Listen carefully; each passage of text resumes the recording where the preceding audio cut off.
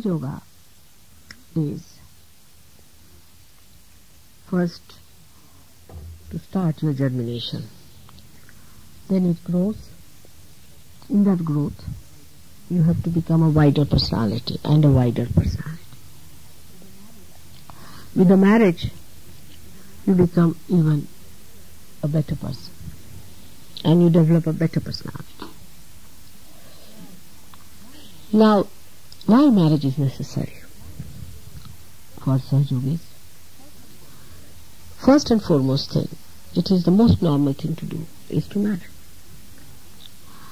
God has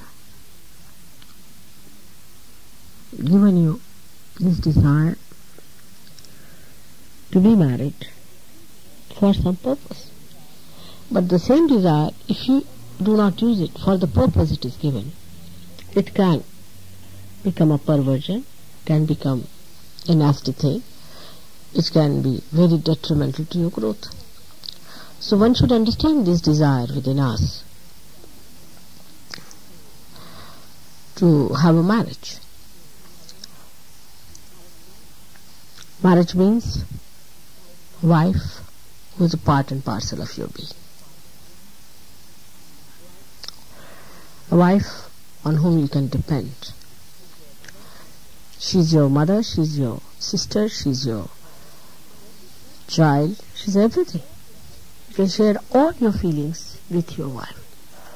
So it is important that the wife should be such that she should understand that this is the need of a marriage.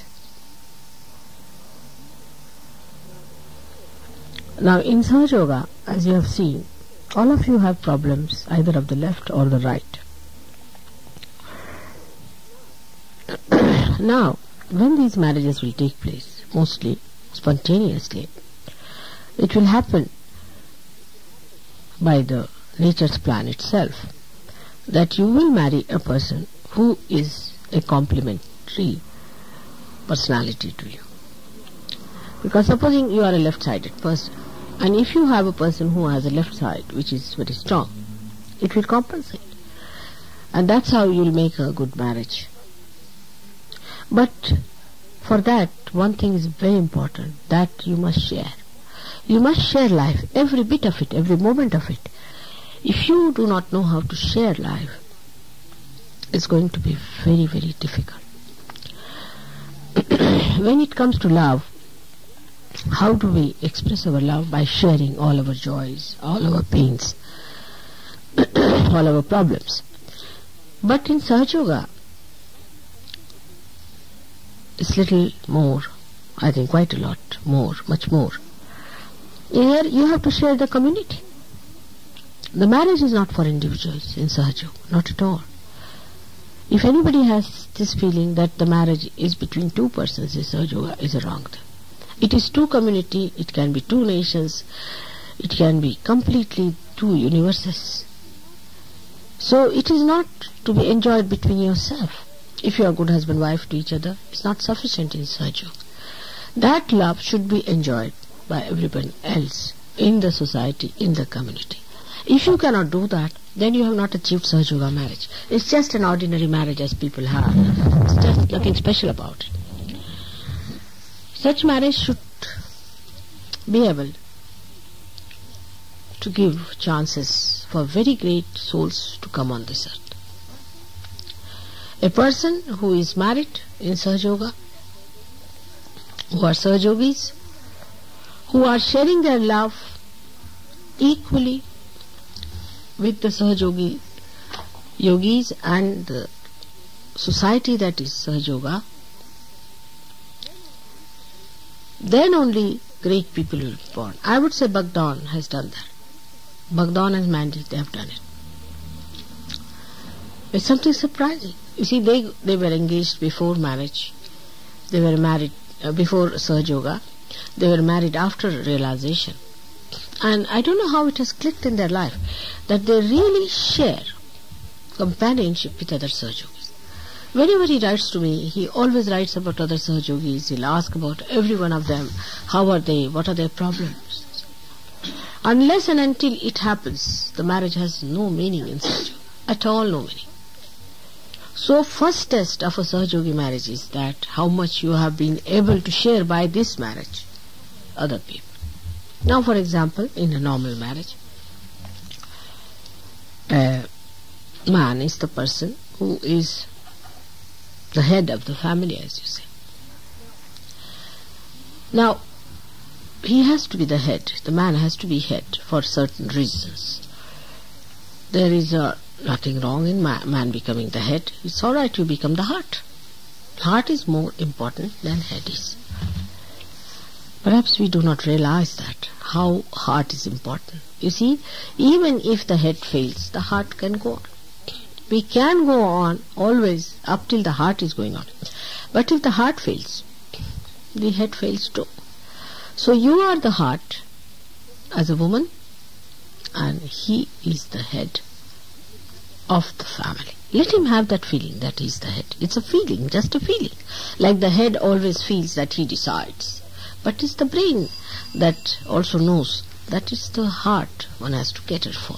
It's the heart which is all pervading, which is the real source of everything. So the woman's position, if she understands how important it is, she would never feel let down or dominated if she knows she's the heart.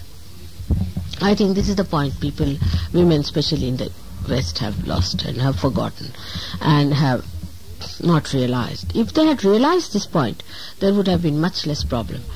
You see, it is not the way people think they control others or dominate others or sort of try to suppress them. It is not that way. It is the heart which really governs everything. Heart rules out everything else. It is heart which has got the power to envelop the brain, to soothe it. Brain is a headache, It works like mad. But heart is the one which can really cover the whole body with its love and can soothe it, can give it joy and happiness. It is the heart which contains the spirit. So heart is a very important thing, which is the power of the body. Like ultimately you have to become the spirit which is in the heart. With brain you know things, and that's why the man has to be the head. He has to go out, he has to work, he has to deal with people. His life is, he's an extrovert as you call it. And woman also has to work sometimes if there's difficulties and troubles are. But a woman should not feel dominated if the man says, all right, you don't work. But if he says it in love.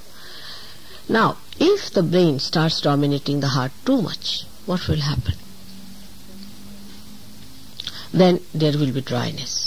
You see, like many men are very meticulous, very particular, they are headaches, absolute headaches to themselves, to others, and to the whole society. Such people can become extremely dry, and they can be all the time, you see, like they can never enjoy their wives, they can never enjoy their children, they cannot enjoy anything whatsoever. Because, you see, they are so particular. Like they said, come at 5:10. Now, if you reach there at 5:09 or 5:11, you had it. They are just watching time, just to find out the faults. You see, as soon as the wife comes in, they'll be shouting, what? You've come so late. How many? 45 seconds. Lost. You see, the wife is coming, the expectancy, the meeting of it, the joy of it. You are going to meet your own heart. Is lacking. Now this brain can go all off the rule. See, it can go off, and it can be very, very taxing. It creates tremendous problems with it. So, heart must be respected. Heart must be obeyed.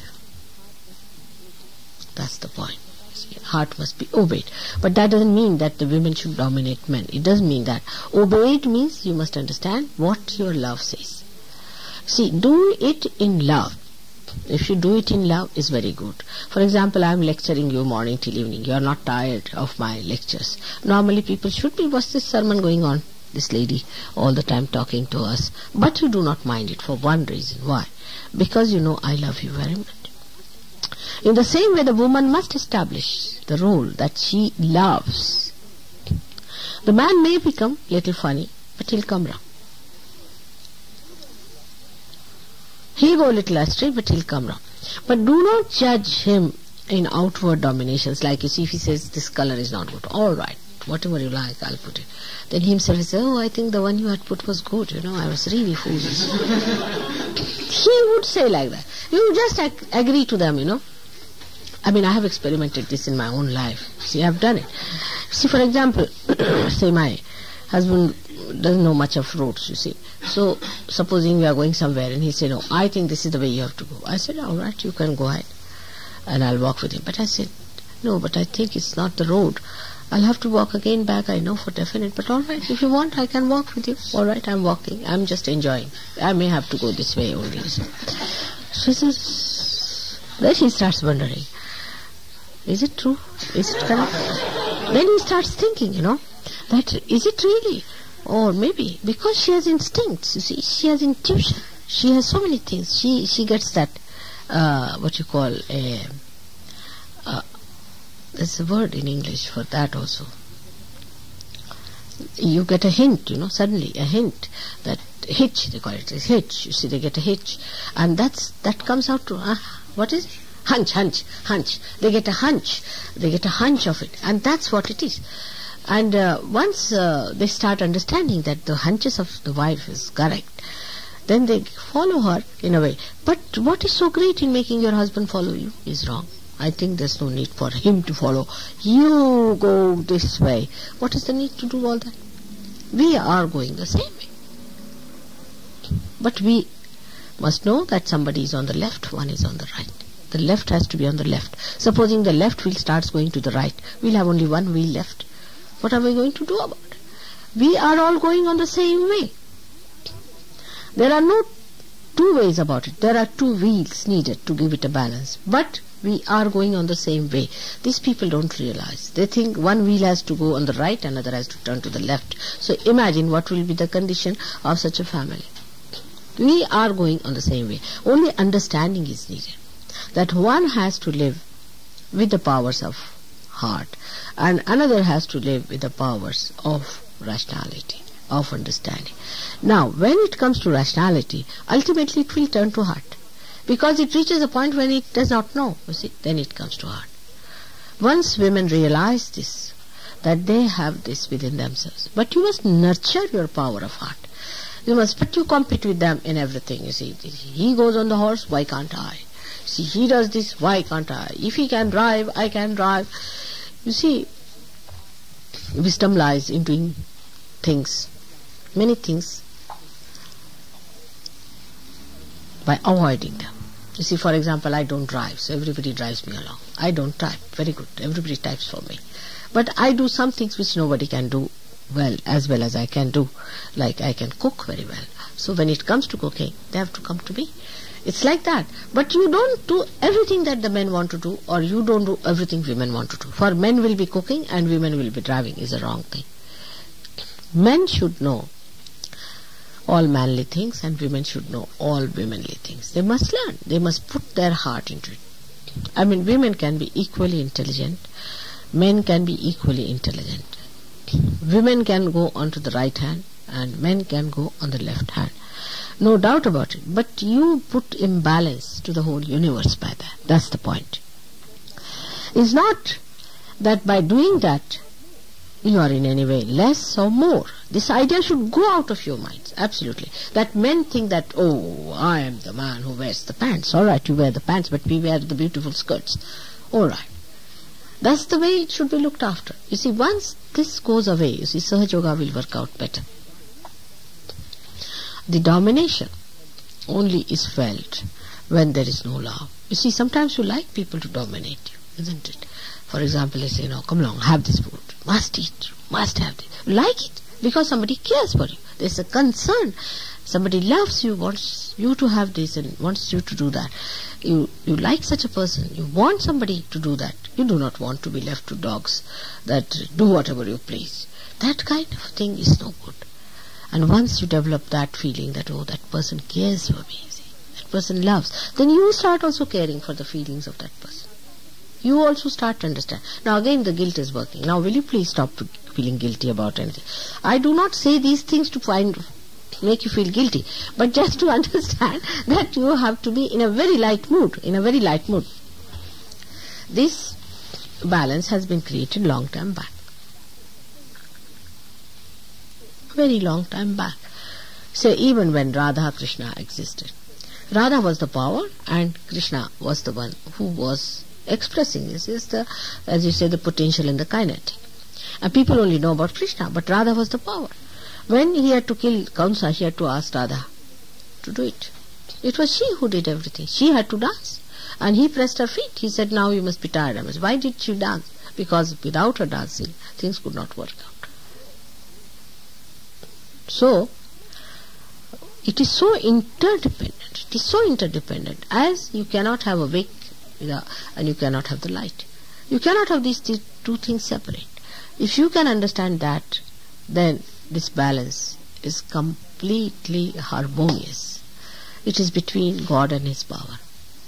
Absolutely one. You can't imagine how it is one with God and His power. His power, His desire is the same as God. There's no difference at all. But in human beings, you are disintegrated people. Your desire is different, your thinking is different, your asking is different. Everything is so disintegrated. That's why you cannot understand. That's why marriages are also disintegrated. The complete integration is the intermingling. If the wife has to work, one need not worry. If the man has to work, doesn't worry. As long as there is complete understanding of integration, of balance within you. Of course, the women are responsible, the grace of the family.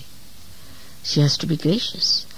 It doesn't look nice for a woman to behave like a man, because man need not be that gracious as the woman is. He's after all a man, so it's all right. I mean, in his behavior, he need not be atrocious, but I mean, sort of, sometimes if he swears, sometimes it doesn't matter, you see, sometimes in a way, for a man. But for a woman it does, because she is a gracious thing. But there are some things that man cannot do, is, you see, like taking interest in women, you see. Some men are so hot, horrible, and absolutely, one can't understand the way they take interest in women, what dresses women wear, sort of thing, All this rat-like behavior is horrible, and this cannot be manly. That means they are such slaves of women. They may call themselves something this and that. As I heard that this Mrs. Kennedy's clothes, underclothes were for sale, and people from Australia were flying out to buy them. I mean, think of these men. What do you call them? I don't know what you call them in English language, but they're just worse than earthworms. I don't know from where they come. So man has to be a man, and man is a person like Rama. You have heard about his life, how he was, you see, how he loved his wife, respected his own chastity. A man who cannot respect his chastity is not a man. He is absolutely an earthworm. So this is what it is. A man has to have a character, he has to have that chivalry in him, he has to have that courage in him, he has to have that protective thing. If thieves come in the house, the man tells the wife, oh, you go and open the door and I'm going to hide. Then, and when the thieves go away, he says, I'm going to dominate. That's not the way. The man has to protect. The man has to look after. That's why it doesn't matter if he is little crude sometimes. It doesn't matter. Because he has to face, we can say he's like a thorn and women are like the flowers. Now, in the thorn and flower, you would like to be a flower, isn't it? But in a man and woman, you would like to be a thorn. So it's wrong. He has to protect. He has to look after the invasions on the family life and other things.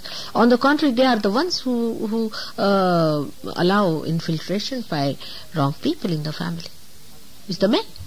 They bring in horrible women, they bring in horrible people through their domination. Oh, she's my friend, how can you object? But what sort of a friend is she? He has to say, no, I don't like these people to come in the house, they are not right type, they have to get out. It is he who has to say, and the woman has to understand. But if he says it's just out of domination, it is nonsense. So everything has two sides, as you can see clearly. If it is done in love, it's perfect. But if it is done in domination, it's nonsensical. Why dominate? I mean, I don't understand the word domination. When there are two wheels, do they dominate each other? Can they? If one dominates, say one becomes bigger than the other, it will go round and round, won't it? There's no question of domination in this, but it's question of integration and understanding and complete cooperation within themselves, which must permeate into the society, into the family. The marriages which are not helpful to the society are of no use. They are just a waste. Just a waste, you see. We have so many marriages like this. People get married, live well, happily among themselves, and finish off. These are the marriages which are going to change the society. With their joy, happiness, make a home where everybody is expected, look after them, do for others. You see, there are many people who think that nobody is doing anything for us. What have you done for others? What have you done? Have you done anything for them? This, once you start deciding and understanding, it would be very good. Normally, a woman is, if not brought up properly, can be very, very conceited and can be very selfish and self-centered. Men can be also, but women can be, because, they are brought up, if they are not brought up properly, I am saying that. They may not like to spend their money on others. They would not like others to come in the house and share this and that. But again, we have to judge it. Is it done in love or not? Like the husband, you see, brings his friends, and they may not like the friends coming in because it means money. You see, they would like to have more ornaments to themselves than to have some friends for their friend. Can be. They can be like that. Some men could be like that also. But both the things are wrong. This should be shared to be understood. And the whole thing is that you must lavish your love on others. Need not spend money for that. Need not. You can just be kind to them, nice to them, and little money too. You see, there's no harm in spending little money for others and expressing your love. You see, we are still very meticulous in our Sahaja Yoga as far as money is concerned, as far as love is concerned. We are very, very cautious. We are so much of fear within us. You see. Now, domination should never come in Sahaja Yoga at all. Say, for example, when I am telling you anything, an outsider might think that I am dominating. Because really I am touching very sore points within you, if you see it clearly. It is there. Putting the left side too much, you are all feeling guilty. That's not good. Come now. So, this is also an escape. See, that you start feeling guilty and then you just don't cure yourself. Just don't feel guilty about anything. See, I am just telling you this because I have to tell you. Now, one can feel that this is domination if they do not see the love behind it, the beauty behind it, the compassion behind it. So, never to feel that anybody dominates is the best way. You see, how can you be dominated? You are the spirit. Your ego can be hurt. You are the spirit. It cannot be dominated. But are you the spirit? Are you feeling your spirit? If you are feeling your spirit, you can never be dominated. No one can dominate. But if you feel that way all the time, that you are dominated, you will become a very, very nervous person. You can be a horrible person. You cannot face people. So it is time that you realize you are a spirit and your husband is also a spirit. Or if you are the husband, you must know the wife is also a spirit. And a mutual respect must grow in that level, because both of you are saints, you are Sahaja Yogis. You must respect each other because you are Sahaja Yogis. Everybody respects you because you are Sahaja Yogis who have not achieved realization. Oh, they are realized souls. You just think, when you were not realized, if somebody had told you that he is a realized soul, how you would have felt about that person. You are not conscious of that, but you should be conscious. By that you should not become vain, but you must respect others, those who are real. They are realized souls. They are the children of your mother. When talking to each other, you have to understand that, more so when you are husband and wife. The whole understanding that you had so far of husband and wife must be given up. It is, I think, is a contract, sort of a marriage. In the marriage you see how much he dominates, what are his powers, what are my powers, how much money I get, how much he gets, where is the money kept, what's all that. You see, it will only happen when you do not trust each other. But go on trusting more and more. There should be a competition in loving. There should be competition in in trusting, in being honest, in being kind, in being in service. Let there be a competition like that, and then you will achieve results. The competition should be on the other side. Instead of dominating, instead of being afraid, instead of sharing all nonsense. That's another thing which I must point out, which happens to married couple, and which is very, very wrong also. That they, both of them, take up a role of very miserable people. The les miserables, you see. They sit down, crying, for nothing at all. You see, the whole world is collapsing before them. Now there are some great poets like Lord Byron maybe, or some horrible people who have written horrible poems like that, and then they will recite those poems, so the sweetest songs are those, and all sorts of nonsense. Not for surgeries. You are not to indulge into this kind of a nonsense of sitting down and indulging into this kind of a nonsense and enjoying the miseries of each other. For the present you have no miseries. Whatever has been there is past and finished. Now you are new people, with new awareness, with new things. You have no miseries. So forget all those things and try to enjoy each other's company. And if you start doing that, sitting down and enjoying the miseries, you get out of it immediately and say, oh, we are getting into the same play of Lord Byron. I don't want to create Lord Byrons out of Sahajogis anymore. So please remember that don't sit down and discuss and analyze your miseries. You have no miseries of any kind. You are the spirit. You are the source of joy for yourself and for others, and you have no business to sit down and cry and weep. I don't know what's happening. I don't know. Why you don't know? You don't know your spirit? Don't you know your spirit? You know. Then why don't you know? You have your vibratory awareness, and still how is it you are saying you don't know? You have to know everything. And it has to be a very positive act to be happy, to be fragrant with joy, and to give joy to others. That has to be with you. Otherwise, everything has no meaning. You see, I try my level best to make every marriage a very pompous thing, a very beautiful thing. But ultimately what I find, two crumpled up people sitting down there, sulking. And then imagine the children who are going to be born. They will think, what? These sulking parents? Oh God, save us from these crying babies. So don't put my all hopes to my complete shattering state by this kind of attitude. Now if you have any questions, ask, so because I don't know how far to say. Close it. Don?